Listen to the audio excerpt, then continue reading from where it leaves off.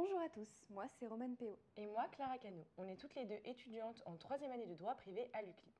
Aujourd'hui, on est là pour vous parler d'une matière qui fait partie de notre cursus, le projet personnel et professionnel que l'on appelle PPP.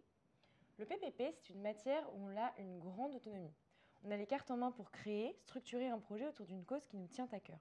On peut évidemment choisir la thématique, la forme et la manière dont on veut la concrétiser. L'objectif, c'est de nous rendre autonomes et capables de gérer un projet de A à Z tout en nous connectant avec des acteurs extérieurs. Mais on n'est pas seul dans ce projet, un professeur nous guide, nous donne des directives et nous aide à structurer nos idées. Le projet se déroule en deux phases. D'abord, la recherche et la conception. C'est le moment où on va creuser le sujet, s'informer, on va aussi rédiger un rapport écrit. Ensuite, place à la concrétisation, on passe de la théorie à la pratique, et c'est là qu'on réalise le projet, qu'on rédige un rapport final et qu'on le soutient devant un jury. En première année, on a découvert le PPP dans un groupe de 4. On a appris à travailler en équipe et à gérer les idées de chacun. Puis, en deuxième année, on a décidé de continuer à deux en se concentrant sur un sujet qui nous touchait particulièrement, c'est l'efficacité des mesures légales de lutte contre le harcèlement scolaire chez les mineurs de 13 à 16 ans. C'est un choix assez ambitieux, puisqu'on a décidé de poursuivre le projet sur une deuxième année, car on voulait aller au-delà d'une simple sensibilisation. On voulait vraiment transmettre le droit aux premiers concernés, les collégiens. Concrètement, on a organisé 2 séances dans un collège. Lors de la première séance, on a présenté nos connaissances juridiques, les droits des élèves et les recours qui étaient possibles.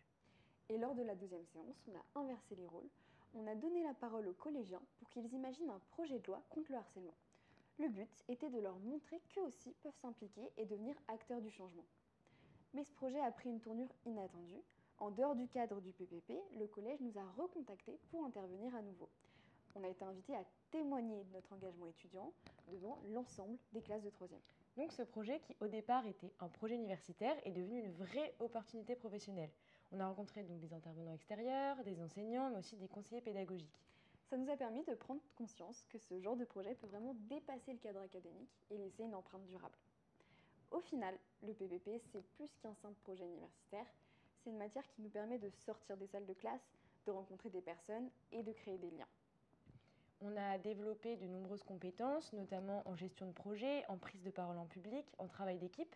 On a surtout appris à s'adapter, à rebondir et à saisir les opportunités qui nous sont offertes. Alors, si vous avez l'opportunité de suivre cette matière, allez-y. C'est vraiment une expérience unique qui peut réellement transformer votre parcours universitaire et vous offrir des opportunités inattendues.